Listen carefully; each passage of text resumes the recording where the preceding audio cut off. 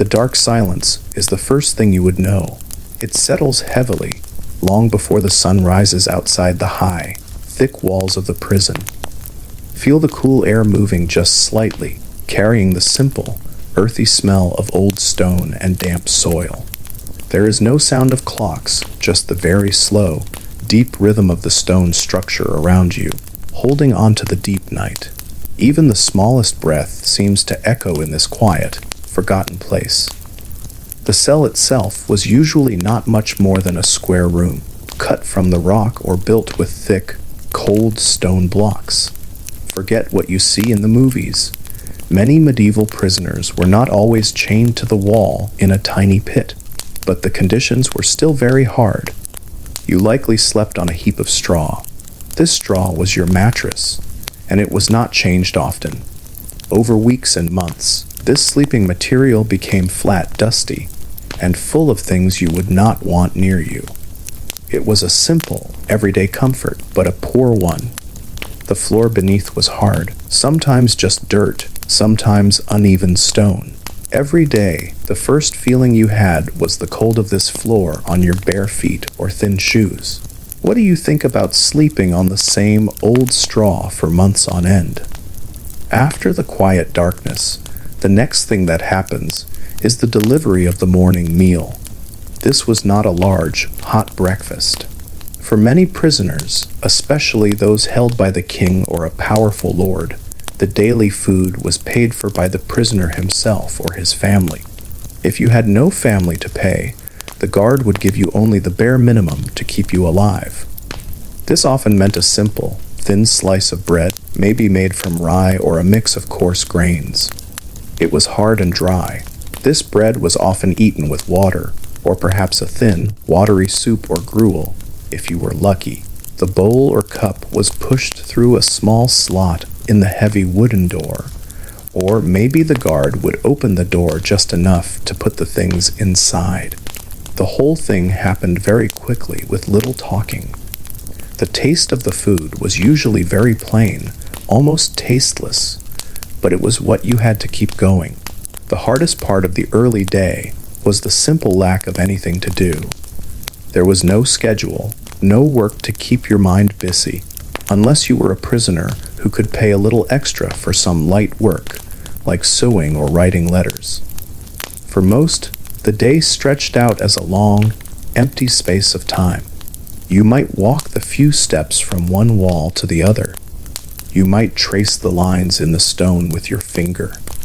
You might listen very closely to the sounds from far away, a bird outside, the distant sound of a hammer from the town, or the shouts of guards. These small sounds were sometimes the only proof that the world outside was still moving, still bright and busy. It was a quiet kind of suffering, this boredom. Do you think you could manage a whole day with nothing at all to keep your mind busy? The sunlight, if you got any, was just a small, high patch on the wall. The windows in a prison were very small, often high up, and covered with bars or thick wooden screens, sometimes called lattices. The light did not fill the room, it just made a small, pale shape on the stone. You might watch this patch of light move very slowly across the wall as the day went on. It was your only clock. When the light was high and centered, you knew it was midday. This slow movement of light was the biggest event of the afternoon. Small reminder, if you enjoy calm history stories like this, feel free to subscribe. Your support would be appreciated. Anyways, let's continue. The passing of midday was often when the guards might make a small visit. Not a kind visit, but a necessary one for their own jobs. The prison guard, or jailer, was a person who lived a hard life too. Their job was often unpleasant. They had to deal with the smell and the dirt, and they risked being close to people who might have sickness. Their main concern was keeping you inside and alive, because if you died before your trial or before your ransom was paid, they could get into trouble with their lord. The guard might bring the midday meal, which was often more of the same plain bread and water, but they also had to check on the simple needs of the cell. One of the worst, most everyday parts of prison life was the lack of good water and simple cleanliness. The cell had no toilet like we know today. Most often, there was a simple bucket or a deep hole, called a cesspit or a gong, that was built into the floor or the wall. This was where all the waste went. This bucket or hole was the main source of the bad smell in the room. The guards were supposed to empty the bucket every day or every few days, but sometimes they forgot, or sometimes they were just too busy or lazy. Imagine having to live and sleep next to this all the time. It made the air heavy and thick. If you were a prisoner of higher standing, maybe a knight or a wealthy merchant, you might have been allowed a servant to help you keep clean. But most everyday prisoners had no such luck. The lack of clean water meant that washing was rare. You might get a small bowl of water to splash your face and hands, but a proper bath was almost impossible. This meant that sickness was very common. Tiny insects, like fleas and lice, lived in the old straw you slept on and in your clothes. These were not just annoying. They spread disease quickly through the prison population. A small cold could quickly turn into a deadly fever in this damp, dirty air. This was the silent, daily danger of the prison. Not the chains, but the filth. The clothes you wore were usually the clothes you were arrested in. If you were lucky, a family member might have been allowed to bring you a new tunic or a thicker cloak when the weather turned cold. But if you were poor or forgotten, your clothes slowly became rags. They tore, they grew stiff with dirt, and they offered little comfort against the stone cold. In winter, this was a special kind of misery. Stone walls hold the cold deep inside them. The chill did not leave, even when the small patch of sunlight disappeared.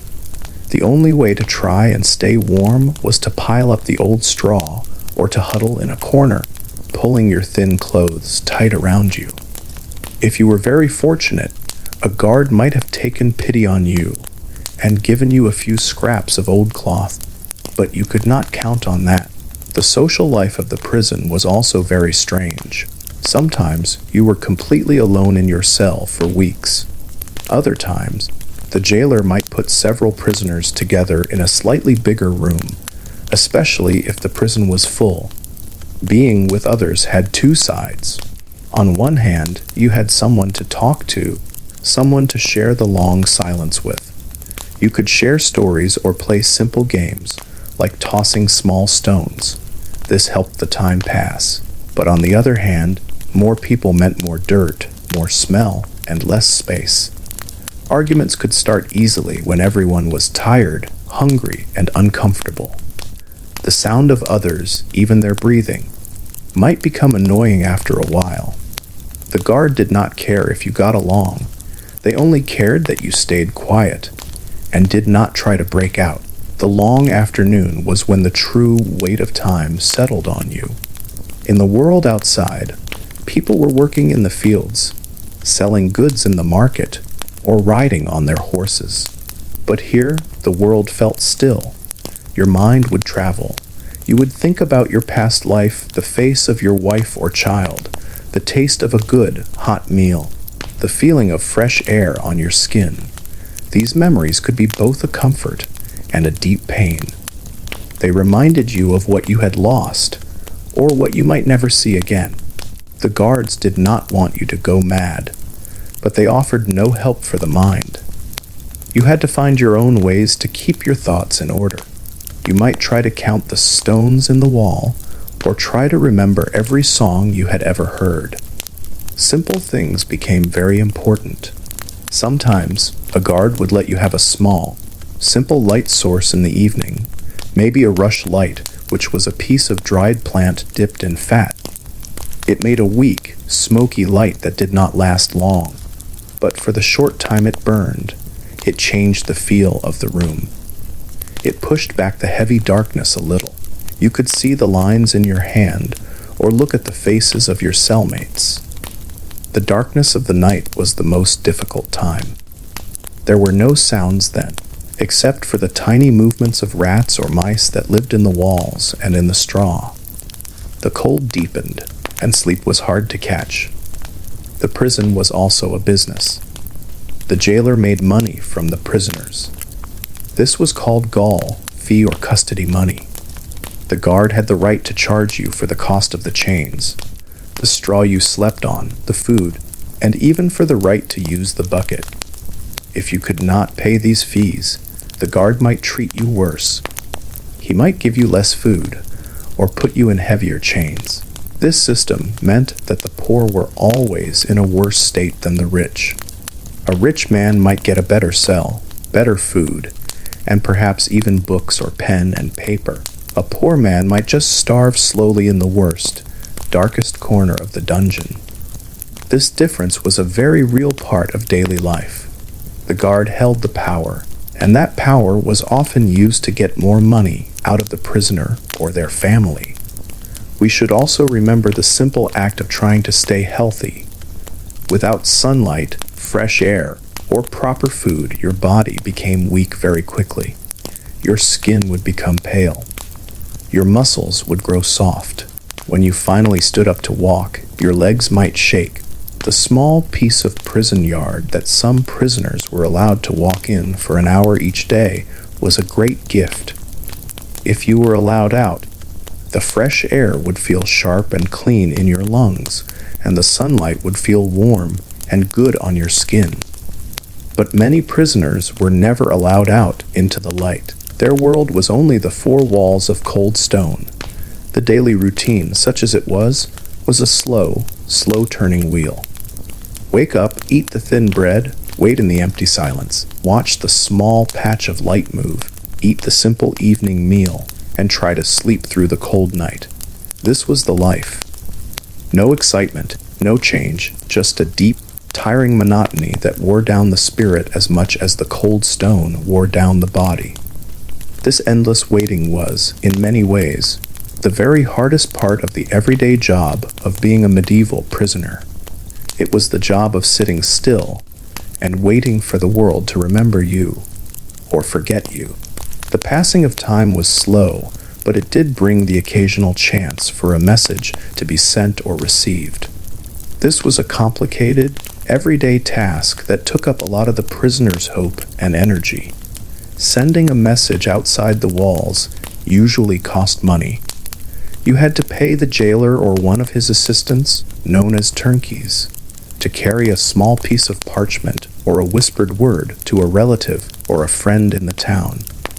This payment was another way the prison system made money, but it was also the only way for the prisoner to feel like they were still fighting their situation. The content of the messages was usually very serious and simple. I am alive, or send more money for food, or please speak to the sheriff about my case. Writing a letter itself was a difficult thing. If you were poor, you could not write, so you had to find another prisoner or perhaps pay the turnkey to write a few simple lines for you. The writing had to be very careful. The guard might read the letter to make sure it did not contain any plans for escape or any words that spoke badly of the king or the local lord. If the letter was too long or too demanding, or if it seemed suspicious, the guard might just tear it up and throw it away, and you would lose the money you paid. The waiting for a reply was another long, heavy period of the day. Every time the door opened, even for the smallest reason, you would listen very closely to see if the guard had a piece of news or a small bundle from outside. Receiving a package was like a sudden burst of warmth in the cold stone cell. A family member might send in a few items to make life easier. These things were almost always small, very important treasures. They might send a slightly thicker piece of wool cloth for a blanket, a candle that lasted longer than the prison's rush light, or perhaps a small flask of cheap wine to help with the cold and the pain. Sometimes, a relative might even hide a small coin in the hem of a piece of cloth or inside a loaf of bread, hoping the guard would not find it when he checked the package. The guard had the right to check everything that came in or out. This was a normal part of their job. They would poke the bread, shake the clothing, and look inside every pot or cup. If they found anything they wanted, like a nice piece of cheese or a warm wool sock, they might simply take it for themselves. You could not complain. The guard held all the power in the small world of the prison cell. This act of theft, or taxation, as the guard might see it, was a frequent, irritating part of the daily transaction between the prisoner and the jailer. Another thing that sometimes came through the high, barred windows or through the door was a visitor. Not all prisoners were allowed visitors, and even when they were, the meeting was rarely private or comfortable. A visitor, maybe a wife or a friend, would have to wait a long time outside the prison gate and then pay the gatekeeper a small fee. Then, they would be brought to a simple, cold room, or maybe they would have to talk to you through the bars of your cell door. The visit was often very short, maybe just a few minutes. You could not touch. You could only speak. The main topic of conversation was always the same: getting out. The visitor would talk about who they had spoken to, which judge they had petitioned, or how much money they had managed to gather for the bail or the ransom. The prisoner would try to give instructions and ask about the news outside, the harvest, the local gossip, the health of the family. These moments were charged with emotion, but they had to be kept calm because the guard was always standing close by, listening to every single word. A sad farewell could quickly turn into trouble if the guard thought the words were too strong or too secret. What do you think was the most painful part of these short, supervised visits? For those who were imprisoned waiting for trial, the daily worry was not just about the cold or the hunger, but about the court date itself. Justice moved very slowly in the medieval world. You might wait for months, or even a year, for a judge to come to your town. Every time a message arrived that a judge was coming, the feeling inside the prison would change. There would be a sudden burst of low energy and whispered talk. Prisoners would share rumors and talk about their cases again and again. The trial itself, when it finally happened, was often a brief, confusing event. It was not like the long, detailed trials we know today. A judge might hear many cases in just one day. The prisoner would be dragged out of the darkness of the cell and brought into a crowded, slightly brighter room. The sudden change in light and noise could be very shocking after the long silence of the prison.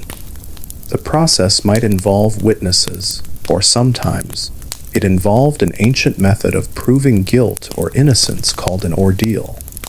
The ordeal was not common everywhere, but it was a very strange and difficult part of some legal systems. For example, in the ordeal of hot iron, the person might have to hold a piece of very hot iron for a short time, and then their hand would be wrapped up. If, after 3 days, the wound looked like it was healing cleanly, it was believed that God had shown their innocence. If the wound was dirty or getting worse, they were thought to be guilty. Imagine putting all your hope on something so painful and uncertain. If the prisoner was found guilty, the daily life in prison might change quickly. If the punishment was a fine, the waiting would simply continue until the money was paid. If the punishment was to be put in the stocks or the pillory, that would mean a brief, terrible day outside in the public eye, where people could shout at you and throw things. But if the punishment was a long jail term, or worst of all, death, the final days or hours were spent in a different kind of terrible calm. The guard's job was then just to wait until the time came to lead the person out of the gate for the last time. For most prisoners, however, the main goal was simply to pay the fine, pay the debt, or pay the ransom. That was the daily business of being a medieval prisoner. The prison was often a holding place for debt, not just for crime. Many people were thrown into jail because they owed money to someone else. For these debtors, the daily task was trying to write letters to persuade others to take on their debt or to raise the funds needed for their release. Until the last penny was paid, the door would stay closed. The constant, slow noise in the background of the prison was not always the sound of people. It was the sound of the locks and the chains. The keys were heavy and they made a very loud, scraping noise as they turned in the thick metal locks. The chains, if you were wearing them, scraped against the stone floor or the wall every time you moved. This was the true soundtrack of the everyday life in a medieval prison, the hard, cold sound of metal on stone. The daily routine also included dealing with the other people in the prison. Not just your cellmates, but the guards and other prisoners in the hallways. Sometimes, the guard would play simple tricks or try to start small fights between prisoners just to make the long day less boring for himself. If you were sick, you had to rely completely on the kindness of other prisoners or on the smallest act of pity from the guard, because there was no prison doctor. Sickness was just another thing to be endured, day after endless day. You would lie on the thin, dirty straw and just wait for the fever to break or not. The slow shift from dusk to full night was the final act of the prisoner's day. The small rush light would be taken away, or it would burn down to a stub. The thick, wooden door would be bolted and locked with that loud, final sound of the key turning.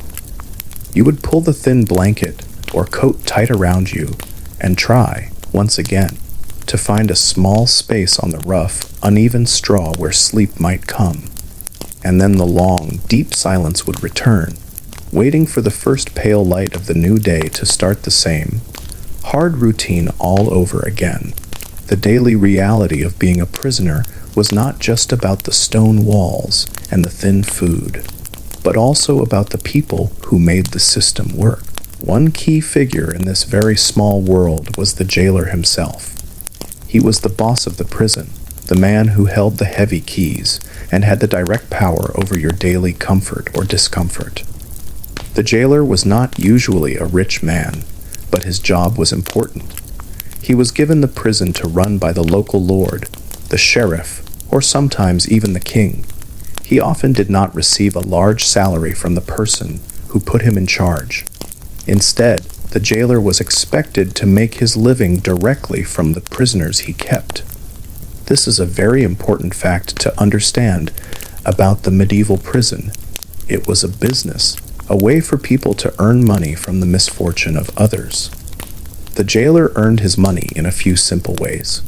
First, there was the fees and charges. As we spoke before, every service had a cost. If you were put in chains, you paid a fee for the chains. If you needed straw, you paid for the straw. If you wanted better food than the bare minimum, you paid extra for the better meal. If you wanted a candle, you paid the jailer for the wax and the wick. Even when you were finally released, you had to pay a discharge fee to the jailer before he would unlock the door for the last time. If you could not pay this final fee, the jailer had the right to keep you locked up, even if the judge had already said you were free to go. Imagine having the order for your freedom in your hand, but still being held because you could not find the last few coins. The jailer also made money by selling goods to the prisoners. He had a small monopoly, meaning he was the only one allowed to sell things inside the prison walls. He might sell small amounts of cheap beer or wine, or perhaps extra bread, dried meat, or cheese. He would buy these things cheaply outside and then sell them to the prisoners at a much higher price. This was a daily transaction, a small market operating in the cold, damp stone structure. A prisoner's money, if they had any, slowly and steadily flowed into the jailer's pocket. Because the jailer's income depended on how much money he could get from the people he was guarding, there was a constant low, level pressure on the prisoners. If a prisoner was known to be rich or from a rich family, The jailer would treat them slightly better, hoping to keep them comfortable and willing to pay for more services. But if a prisoner was poor and had no hope of paying the fees, the jailer might ignore them, give them the worst food, or put them in the darkest, coldest cell because they were no longer a source of money. The daily mood of the jailer was something every prisoner watched very carefully. If the jailer was in a good mood, the day might be a little easier. Perhaps he would allow a short walk in the yard, or let a visitor stay a minute longer. If he was in a bad mood, he might be quick to anger, shouting at the prisoners, throwing the food roughly into the cell, or even punishing someone for a small noise or complaint. The jailer's mood was, in a strange way, a part of the daily weather inside the prison. Under the jailer, there were the turnkeys or assistants. These were the men who did the dirtiest, hardest work. They were the ones who carried the buckets, brought the food, and managed the heavy gates and inner doors. They earned even less money than the jailer and were often very rough men. The turnkey was the person you saw the most often. He was the one who pushed the bowl of gruel through the slot. He was the one who checked your packages. He was the one who listened to your whispered requests to send a letter outside. Paying a small bribe, perhaps a single coin or a piece of good cloth, to a turnkey was a very common part of the daily life.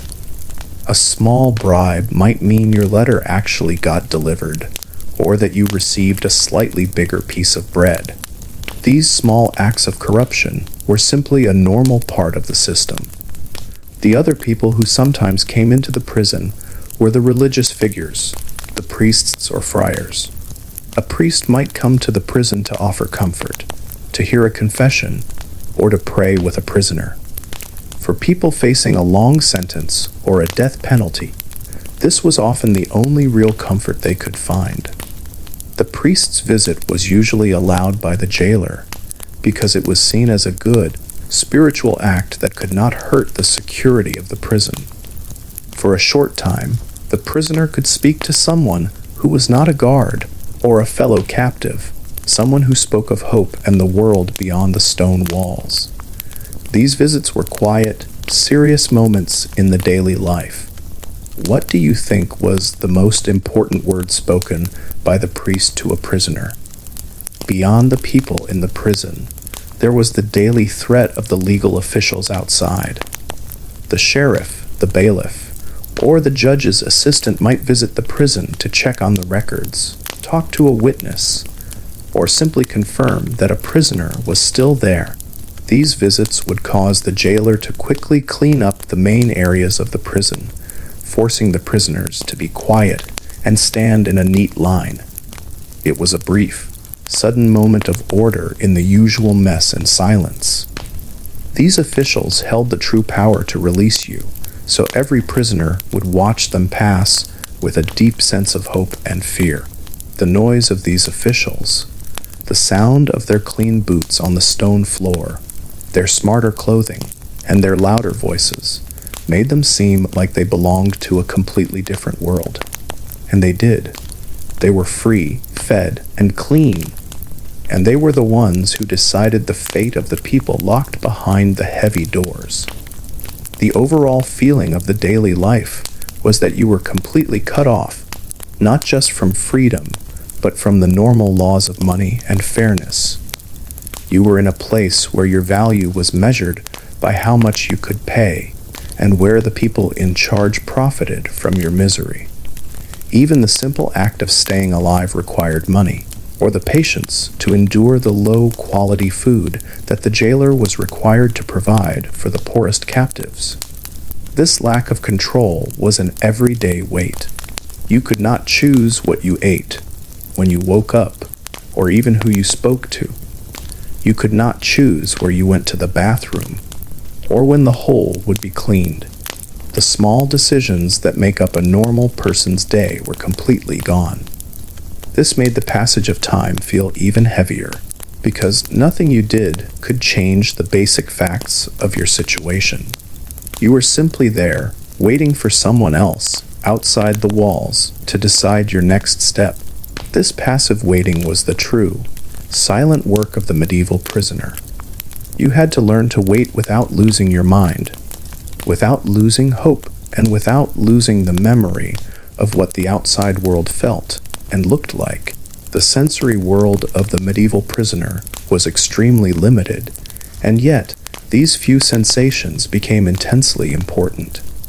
We have talked about the cold and the silence, but let us think more deeply about the simple things you might feel, hear, or smell every day.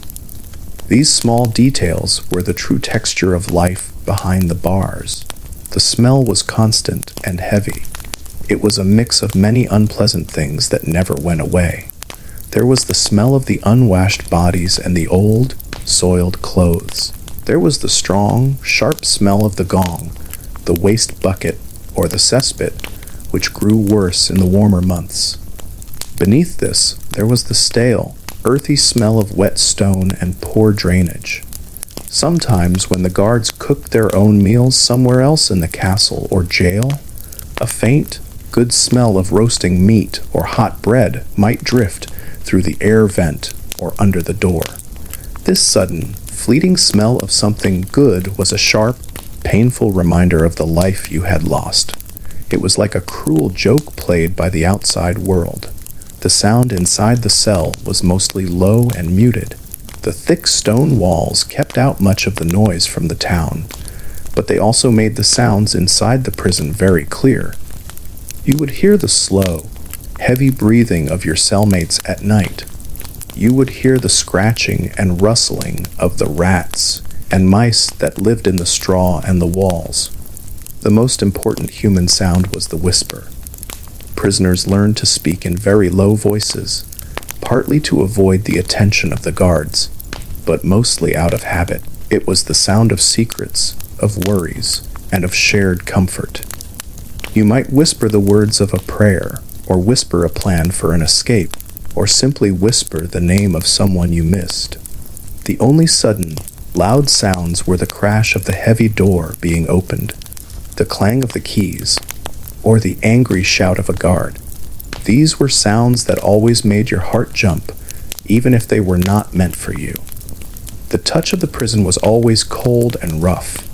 The stone was unforgiving. If you leaned against the wall, you felt the damp chill right through your thin clothes.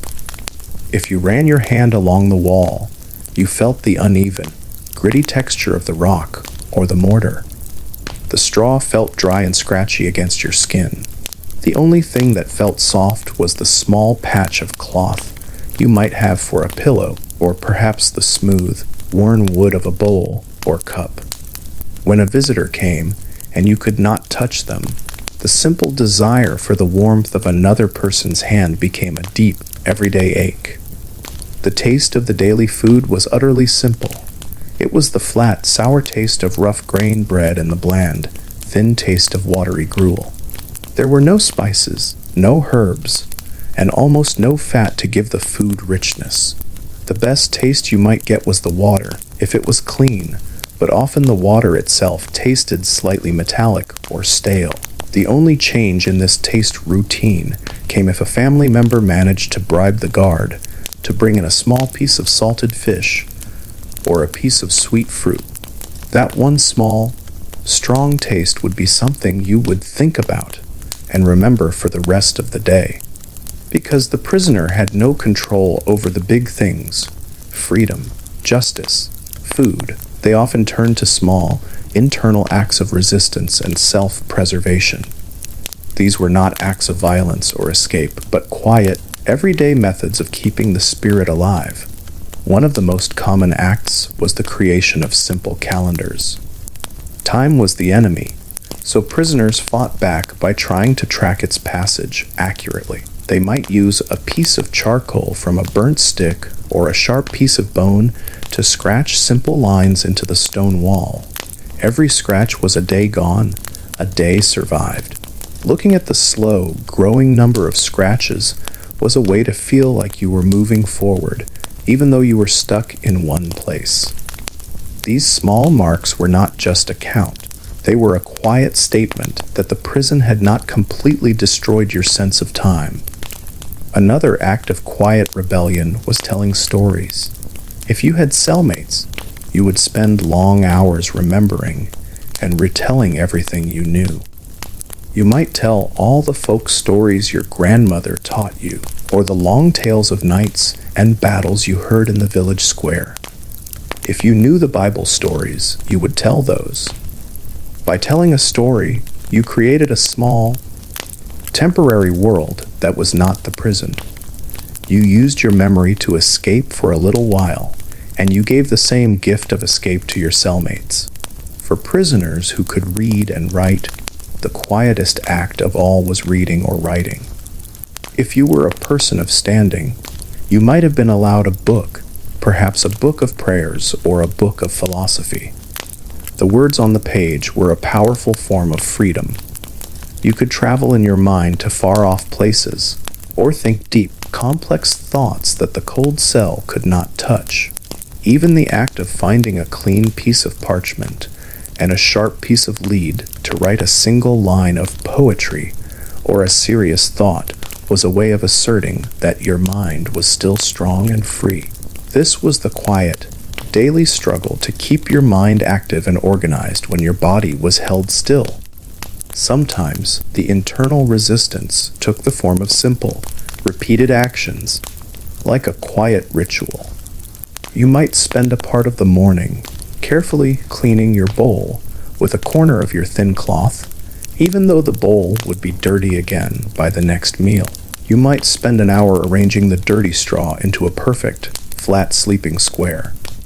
These small, repetitive tasks gave a sense of order and control to a world that was completely random and without order. They were the small, everyday routines that prevented the spirit from becoming as messy and formless as the pile of straw in the corner. The prisoner also had to deal with the psychological warfare of hope and despair. Every day, you had to find a reason to believe that tomorrow would be better. Maybe the judge would finally arrive. Maybe your relative would find the money. Maybe the king would issue a great pardon. This small, constant, fragile hope was what kept you alive, but despair was always waiting. When a letter came back with bad news, or when a promised visitor did not show up, the despair was sudden and deep. The daily job was to push the despair away and rebuild the hope, piece by piece, before the darkness of night returned. This battle, fought in the mind every single day, was perhaps the hardest, most tiring work of all. What do you think would be your quiet ritual if you were locked in a stone cell? The economy of the medieval prison was not just about the jailer's fees. It was a complex, small-scale world that mirrored the society outside the walls. Prisoners were divided not only by their crime, but by their wealth, and this wealth dictated every aspect of their daily life, creating a constant, quiet tension between them. At the very top of the prison society were the wealthy and high-born prisoners. These might be captured knights, waiting for a large ransom to be paid by their family, or rich merchants who were imprisoned over a massive debt. For these people, the prison was less a damp dungeon and more a rough hotel. They could pay the jailer for a better room, which might mean a cell higher up with a small window that let in more light, or a room with its own fireplace for warmth. They could buy better bedding, perhaps a real mattress instead of straw, and hire their own servants to look after their needs, clean their space, and even run errands outside the prison. Their food was different too. They ate meat, white bread, and drank wine, all paid for and brought in from outside. Their daily job was to write letters, negotiate the ransom or debt terms, and wait in relative comfort. They lived in the same building as the poor, but they barely shared the same world. Below them were the middle status prisoners. These were the honest tradesmen, smaller farmers, or less important officials who had fallen into trouble. They could afford to pay the jailer's basic fees and maybe a small bribe now and then, but they could not afford a servant or fancy food. They usually had to share a common room with several other people. Their biggest daily worry was stretching their limited money to last until their release. They might try to do small jobs inside the prison, like mending clothes for the wealthier prisoners or carving small wooden items, which they would try to sell through the guards to earn a few extra coins for better food or soap. For them, every coin counted, and their daily life was a balance between spending money to survive and saving money to eventually pay the release fee.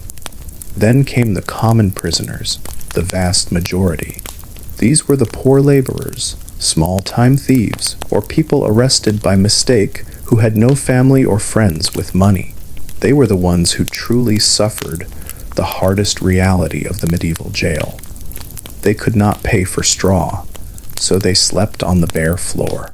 They could not pay for the food, so they received only the absolute minimum required by law, the thinnest gruel, and the driest, cheapest bread. They wore rags, were covered in fleas, and lived in the coldest, dirtiest parts of the prison, often deep below ground in the real dungeons. For these people, the daily job was pure survival. They relied completely on charity, sometimes left by kind visitors, or by the small amounts of food the richer prisoners might leave behind. Their hope was not in paying a ransom, but in being found innocent at trial, or being forgotten and eventually released because they cost too much to feed and keep. This social division within the walls led to a strange, internal class system. The wealthy prisoners held a power over the poor ones, not through force, but through money and access. A poor prisoner might beg the rich prisoner for a piece of bread, or offer to clean their room in exchange for a small amount of wine. The rich prisoner could use the poor prisoner as a way to send secret messages or to gain information about the guards. This created a network of favors and small debts that made up the internal economy of the daily prison life. The constant need for money also meant that the poor prisoners were often put into the heaviest shackles and irons, not as punishment, but because they were the ones most likely to try and escape, as they had nothing to lose and nothing to pay for better security. The weight of these irons was a physical burden every single day. The cold iron rubbing against the skin would create painful, slow, healing sores. Moving was difficult, and walking from one wall to the other became a slow, clanking effort. The sound of the chains was a constant reminder of their low social standing, their lack of money, and their poor chance of getting out soon. Another important daily struggle was the fight against darkness and dampness. Medieval prisons were usually built into the foundations of castles or town gates, where the stone was thick and stable. This meant they were often built below the natural level of the ground, or right next to it. In rainy weather, the groundwater would seep into the walls, making everything wet and slippery. The air was always heavy with moisture, which led to painful sicknesses in the lungs. To fight the darkness, prisoners would sometimes try to save a small piece of cloth and a tiny bit of fat from their food to make their own tiny, smoky lamp, even though this was usually against the rules. The light from this small, hidden flame was not enough to read by, but it was enough to see the face of a friend or to clearly scratch a mark onto the wall. This act of creating light in the deep dark was a daily triumph over the prison's attempt to erase your life. The sharing of knowledge became an important, non-monetary currency. A farmer who knew the best way to mend a broken tool might share that knowledge with a fellow prisoner who was a simple laborer. A former soldier might share his knowledge of simple first aid to help treat a wound. An educated clerk might teach a simple person the letters of the alphabet. These small exchanges of skills and stories made the daily life bearable. It was a form of mutual aid that went beyond the need for money. In this way, The prisoners created their own small, functioning society based on need, even while the official system of the jail tried to separate them by money and class. What do you think was the most valuable piece of information a poor prisoner could share with a rich one? The simple act of cleaning was also a small, daily routine that helped, because the guards did not care about cleanliness. It was up to the prisoners themselves to try and keep the small space of their cell somewhat tidy. They would use bits of old cloth or handfuls of dry straw to sweep the dirt and the tiny insects into a corner. They would try to keep their small section of the floor as clean as possible. This was not just about health, it was about dignity. A small patch of clean floor was a quiet statement that the cold stone and the dirt had not completely won. This daily effort to create a small piece of order was a critical part of their psychological survival. Medieval prisons held both men and women, sometimes in separate areas, but often in shared common rooms, depending on the size and strictness of the jail. For women, the challenges of daily life were sometimes made worse by their specific needs and social standing. If a woman was imprisoned, it was often for smaller crimes, like petty theft, or for being accused of a moral failing, or sometimes, like men, for debt. A woman of higher social standing, like a noblewoman or a wealthy widow, would still have the advantage of being able to pay for better comforts, just like the rich men.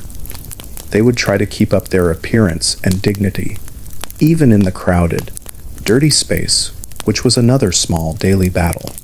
For the poor woman, the daily worries multiplied. If she was a mother, the worry about her children outside the prison walls was a constant, heavy burden that never left her mind. She might try desperately to send messages asking neighbors or family to look after her children, and the worry about their hunger or safety would make the cold stone feel even heavier. Sometimes, women were allowed to bring infants and very young children with them into the prison. This was not a kindness, but a simple necessity, as there was no social system to care for the babies outside. The presence of a small child meant the mother had a constant, difficult job trying to keep the child warm, clean, and fed in a place where sickness and poor sanitation were everywhere. The cries of a hungry or cold baby would add to the noise of the prison and sometimes make the guards angry. The need to find a small, extra piece of milk or soft bread for the child was a desperate, everyday struggle that often led the mother to beg from the richer prisoners or try to earn a few coins with small, simple tasks. The women also had a unique role in the prison economy of care. Because they were often seen as being more adept at domestic tasks, the guards might use them to clean the jailer's own small living quarters, or to wash the clothes of the richer male prisoners for a small fee or a piece of food. This work gave them a brief change of scenery from the cell and a chance to earn a small coin. But it was still hard, unpaid labor. What do you think was the biggest emotional challenge for a woman prisoner? Beyond the gender differences, one of the most terrifying, everyday threats was sickness and disease. The medieval prison was a perfect breeding ground for illness. The lack of fresh air, the constant dampness, the poor food that weakened the body, and the terrible sanitation all worked together to make the prison a place where sickness spread faster than fire. The most common diseases were fevers, dysenteries, a terrible stomach illness, and smallpox. These illnesses did not wait for a special time. They were a daily, silent killer. When a prisoner became sick, the guards did not want to touch them. They were afraid of catching the illness themselves. A sick prisoner would often be left to lie in the straw, with no medicine, no clean water, and only the help that other, healthier prisoners might dare to give them. There was no prison doctor. The only help might come from a fellow prisoner who had some folk knowledge of herbs, or perhaps a religious person who who came to pray for the sick. The only real treatment was the body's own strength and the ability to fight off the sickness. Many did not win this fight. When a prisoner died, the event was quick and simple. The guards would not want the body to stay in the cell for long because of the smell and the fear of more disease. They would quickly take the body out.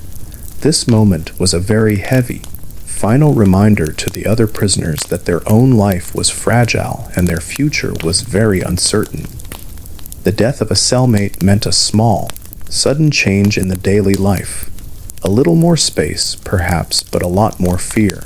The only time a prisoner got a glimpse of medical help was if they were extremely wealthy or important, such as a knight being held for ransom. In those rare cases, the family might pay a doctor from the town to come to the prison. The doctor would be paid handsomely, and he would be watched carefully by the guards, but he would bring in real medicines and try to treat the noble prisoner in a separate, cleaner space. This contrast highlighted the deep unfairness of the prison system, where even the chance to live depended completely on the size of your family's purse. The experience of death and mourning inside the prison was very subdued. You could not hold a large funeral or a long service. You might say a quiet prayer with your cellmates, or simply sit in silence for a while. The loss of a person was quickly replaced by the fear for your own safety and the ongoing routine of waiting. The daily memory of those who had died was another constant shadow. The prisoners lived in the same space, sometimes on the same pile of straw, where others had suffered and passed away. This made the atmosphere in the cell heavy with the past. The only real escape from this terrible reality was in dreams. When sleep finally came, the prisoner might dream of freedom, of sunlight, of a hot meal, or of the faces of their loved ones. These dreams were powerful, bright moments of peace. But the waking up was often the hardest moment of the day, when the cold stone and the smell of the straw immediately returned, and the dream of freedom was instantly lost. This cycle of hopeful sleep and cold, harsh waking was another silent part of the daily suffering. The memory of the good dream had to last through the long, dull hours until the next night. The ability to survive depended heavily on a person's inner strength, their faith, and their ability to find small, simple routines that added order to the chaos. Whether it was scratching a line on the wall, sharing a piece of a story, or just waiting patiently for the guard's key, the medieval prisoner's daily job was a quiet, relentless act of endurance. Maintaining order in a prison filled with unhappy, hungry, and often desperate people was another key part of the jailer's daily duty. Since the guards were often few, they relied heavily on two things: the thick, heavy doors, and the constant threat of punishment. These punishments were a regular, if unsettling, part of the daily life for the prisoners, serving as a loud warning against any thought of disobedience or escape. The simplest and most common punishment was the addition of heavier chains or shackles. If a prisoner argued with a guard, tried to steal a piece of food from another cell, or was caught whispering too loudly about freedom, they might find themselves quickly moved into heavier irons. These chains were not just a symbolic restraint, they were a true physical burden. Some large, heavy chains, meant to prevent the prisoner from walking easily or moving their hands, were known as leg irons or manacles.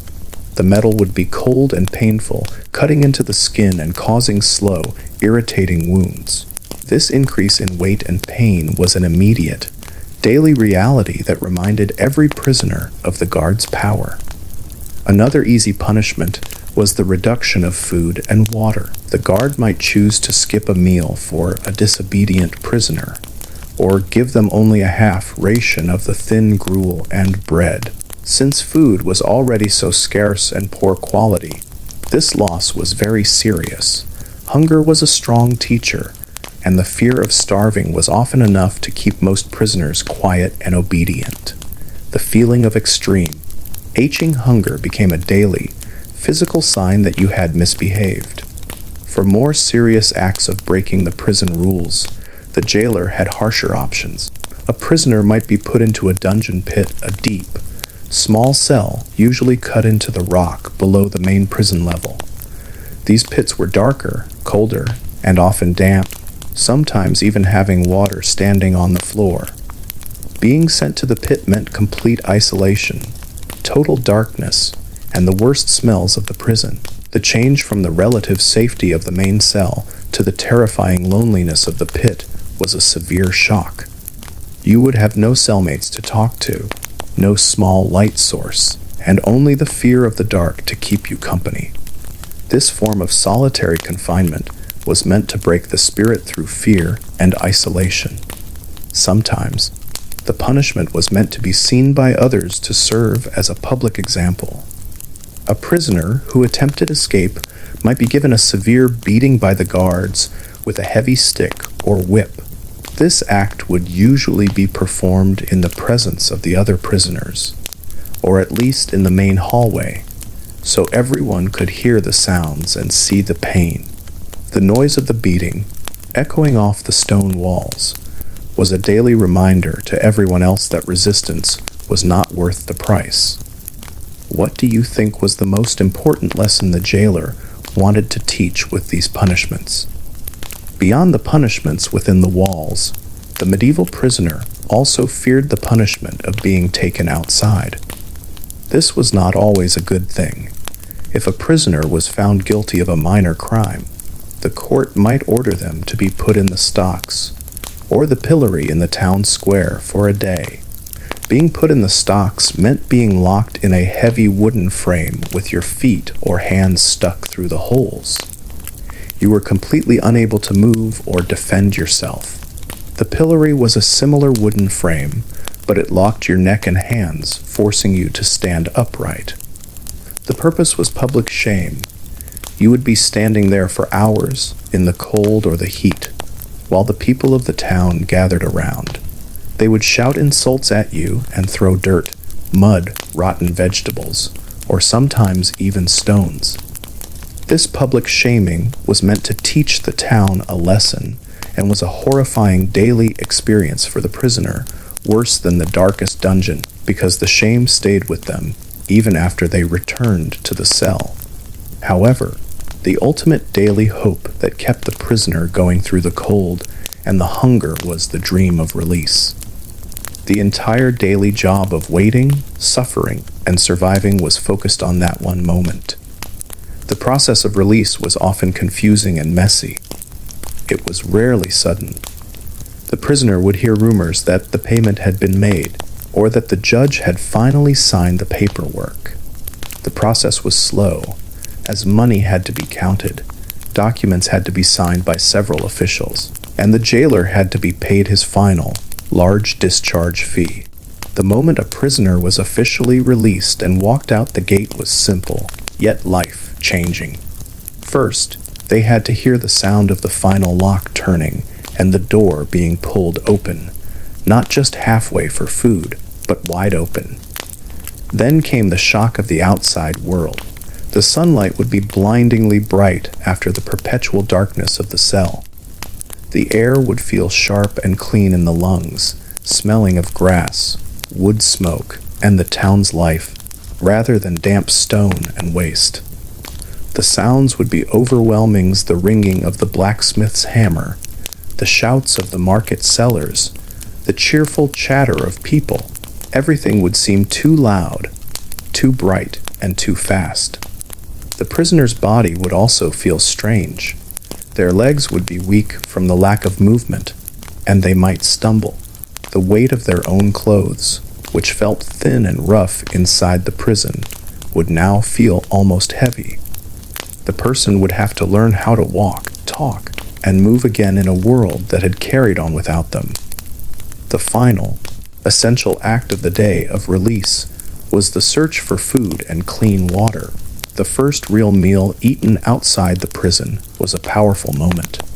Not just the taste of good, hot food, but the simple act of eating without a guard watching, without the heavy smell of the cell, and without the fear of the next day's hunger. For those who were released, the prison was over, but the effects of the daily life inside were not. The memory of the cold, the hunger, the silence, and the constant fear would stay with them. They carried the experience of the stone walls and the old straw with them for the rest of their lives. This brings us to the end of the daily life of a medieval prisoner. The small, constant, quiet acts of survival. The enduring of the cold, the scratching of the calendar, the waiting for the key, were history's worst everyday job. The final walk out of the prison gate was a moment of pure, raw sensory overload. The eyes, used to the deep gloom of the cell, would water and sting against the glare of the sun. The body, stiff and weak, would move with a hesitant, almost rocking gait. The mind, trained by months or years of quiet anxiety, would still be waiting for the next bad thing to happen, even in the safety of the street. The former prisoner had to learn the simple, everyday acts of freedom again. They had to learn how to make choices. Inside, the guards made every choice: when to eat, when to sleep, when to move. Outside, the world suddenly offered thousands of small choices: which way to walk, what to buy with a few precious coins, what time to go to bed. This sudden return to responsibility, even for small things, could be tiring and confusing after so long in complete control by others. The first goal was usually to find a place to wash and change clothes, to take off the filthy, infested rags and feel clean. Warm water on the skin was not just about hygiene. It was an act of taking back one's dignity. The clean clothes, even if they were simple and rough, felt like armor against the memory of the filth. This simple, everyday ritual of washing was a symbolic end to the worst job history had to offer. Even though they were free, the memory of the prison was a long shadow. The noise of a heavy door closing, the sound of a key turning, the smell of damp earth, any of these simple, common things could bring the person right back to the cold stone cell in their mind. They had to learn to live with the knowledge that they had survived this long, quiet suffering. The story of the medieval prisoner is not just a tale of lords and trials, but a story of the quiet, hard work of staying alive. It is the history of the small, simple acts of humanity, the sharing of a piece of bread, the scratch of a line on a wall, the whispered prayer in the dark, that made the difference between survival and despair. The everyday job of enduring cold, hunger, and silence was paid not in silver, but in the slow, difficult passage of time. And that is where we leave the slow, quiet story of the medieval prisoner. Their daily work was the hope they kept hidden, the memories they fiercely guarded, and the deep breath they took when they finally saw the sun. Thank you so much for listening and sharing this very long, quiet journey with me. If you enjoy calm history stories like this, focusing on the small, simple facts of the past, please consider subscribing. It is the best way to support the quiet work we do here. May your night be peaceful, may your rest be deep, and may your dreams be far away from cold, sweet dreams.